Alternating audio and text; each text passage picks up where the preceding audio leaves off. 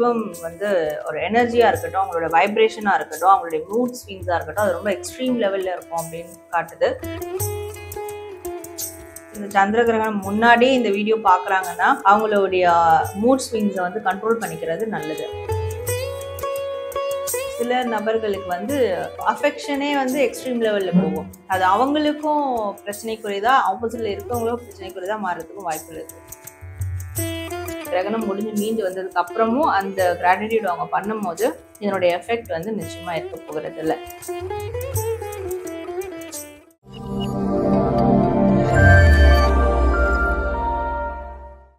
இந்த சந்திர கிரகணத்துல ரிஷபம் ராசிக்காரர்களுக்கு பிரபஞ்சம் சொல்லக்கூடிய செய்தி.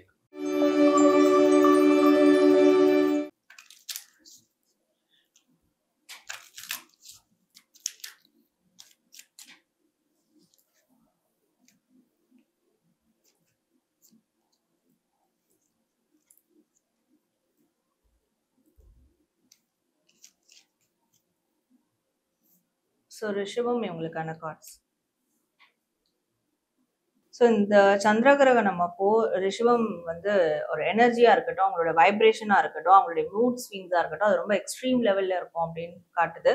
ஸோ பிஃபோர் தட் இந்த சந்திர கிரகணம் முன்னாடி இந்த வீடியோ பாக்குறாங்கன்னா அவங்களுடைய மூட் ஸ்விங்ஸை வந்து கண்ட்ரோல் பண்ணிக்கிறது நல்லது. ஏன்னா அது எக்ஸ்ட்ரீம் லெவலா இருக்கும் அப்படின்னு காட்டுது. ஒரு ஆங்கரா இருக்கட்டும், சில பேருக்கு வந்து டீஹைட்ரேஷன் மாதிரி ஆகும், தண்ணி தாகம் எடுத்துக்கிட்டே இருக்கிறதா இருக்கட்டும், சில பேருக்கு வந்து ஸ்வெட் ஆகுறதா இருக்கட்டும், இது எல்லாமே கைண்ட் ஆஃப் ஒரு வைப்ரேஷன். அவங்க ஏதோ ஒரு நெகட்டிவ் வைப்ரேஷன் அந்த மாதிரி கூட கன்சிடர் பண்ணலாம்.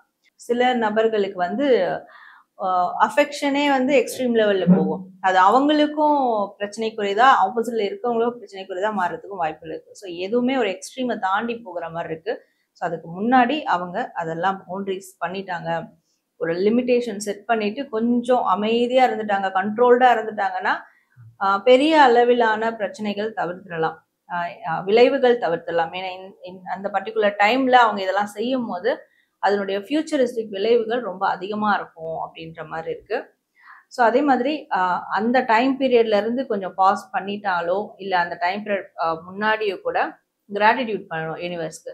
ஸோ இந்த டைம் நீ என்னை வந்து நீ காப்பாற்ற போற, ஸோ அதுக்கு உனக்கு நன்றி கடனா நான் இருக்கிறேன், நன்றி உணர்வோடு இருக்கிறேன் அப்படின்னு அவங்க வந்து இதையே அந்த டைம் வந்து சொல்லிக்கிட்டே இருந்தாலும் நிச்சயமா இந்த ஒரு விஷயங்கள் அவங்களுக்கு நடக்காது.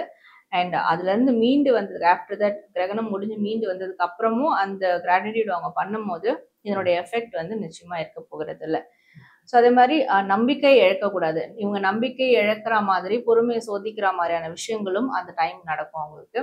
ஸோ அப்பவும் அவங்க வந்து இந்த கண்ட்ரோல் விஷயத்தை மட்டும் கையில் எடுத்துக்கிட்டாங்கன்னா இதெல்லாம் அவாய்ட் பண்ணிடலாம், மோரோவர் அவாய்ட் பண்ணிடலாம். ரிஷபம் ராசிக்காரர்களுக்கு இந்த சந்திர கிரகணத்தால ஏதாவது பாதிப்புகள் இருக்காம? பாதிப்புகள் அதுதான், எதிர்பாராத விஷயங்கள்லாம் அவங்களுக்கு நடக்கும். நல்லதா நினைச்சிருப்பாங்க, நன்மையா இருந்திருந்து நினைச்சிருப்பாங்க, இல்ல வந்து நல்ல விஷயங்கள் நடந்திருக்கும். பட் அதுல ஒரு ட்விஸ்ட் கொடுக்குற மாதிரி அன்எக்ஸ்பெக்டடா ஏதாவது ஒரு டைவர்ஷனோ இல்ல ஏதாவது ஒரு திருப்பு முனைகளோ அது வந்து நடக்கும், டிரான்ஸ்ஃபர்மேஷன் நடக்கும். அது எப்படி வேணாலும் மாறும். ஸோ இது வந்து ஒரு நெகட்டிவான விஷயத்தை கொடுக்குற மாதிரி இருக்கு. ஸோ அந்த அன்எக்ஸ்பெக்டட் நடக்கும் போது தான் அவங்க ஏதோ ஒரு உணர்வை வந்து எக்ஸ்ட்ரீம் லெவல்ல கொட்டுவாங்க, அது அவங்களுக்கு பேக் ஃபயர் ஆயிடும். ஸோ இது நடக்கும் அப்படின்ற மாதிரி இருக்கு. அதனால முன்னாடி தெரிஞ்சதுனால அந்த அன்எக்ஸ்பெக்டடை ஓகே எக்ஸ்பெக்ட் பண்ணதானே அப்படின்னு சொல்லிட்டு கொஞ்சம் குறைச்சிக்கலாம். ஓகே, அந்த சந்திர கிரகணம் நிலக்கூடிய அந்த நேரத்துல ரிஷபம் ராசிக்காரர்கள் என்னென்ன விஷயங்கள் செஞ்சா அவங்களுக்கான முழு பலனும் கிடைக்கும்? ஓகே, இங்க ஒரே ஒரு விஷயம் தான் வருது, செல்ஃப் லவ் பண்ணா நல்லா இருக்கும் அப்படின்றது இருக்கு. அந்த டைம் வந்து மற்றவங்க ஒரு ஃபேமிலி மெம்பர்ஸா இருக்கட்டும், ரிலேட்டிவ்ஸா இருக்கட்டும், இல்ல அவங்களுடைய லவ்விங் பர்சன், லவ்டு ஒன்னா இருக்கட்டும், ஸோ இவங்க கிட்டலாம் வந்து டைம் ஸ்பெண்ட் பண்றது, இல்லை வந்து ஏதோ ஒரு ஆர்கியூ பண்றது, நல்ல விஷயத்துக்காக கூட பேச போய் அது கூட வந்து பிரச்சனையா மாறுறதுக்கு வாய்ப்புகள் ஆயிடும்.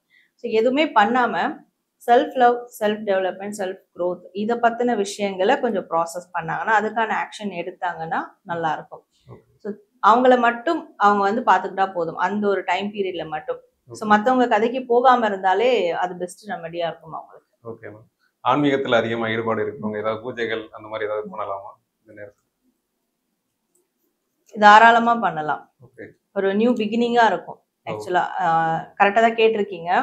ஏன்னா அந்த நேரத்துல ரிஷப ராசிக்காரங்க ஏதாவது ஒரு பூஜைகள் ஸ்டார்ட் பண்ணும்போது அது கம்ப்ளீட் ஒரு நியூ பிகினிங், கம்ப்ளீட் ஒரு டிரான்ஸ்ஃபர்மேஷன் அவங்களோட லைஃப்ல கொடுக்கும். பட் அந்த பூஜையில கூட அவங்க ஃபோக்கஸ்டா இருக்கணும். பண்ணும் போதே வேற டிஸ்ட்ராக்ஷன் வரும். ஸோ அவங்கள வந்து கொஞ்சம் ஆங்கர் பண்ற மாதிரி ஏதாவது வரும். பட் அதை ஃபோக்கஸ் பண்ணாம இந்த விஷயத்த ஃபோக்கஸ் பண்ணாங்கன்னா அதுவே அவங்களுக்கு ஒரு நியூ பிகினிங்கா இருக்கும். ஓகே.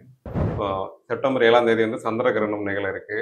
இந்த கிரகணத்துக்கு நம்ம டாரோ கார்ட் ரீடிங் மூலமா 12 ராசிகளுக்கும் பலன்கள் கேட்டு தெரிஞ்சுக்க முடியுமா?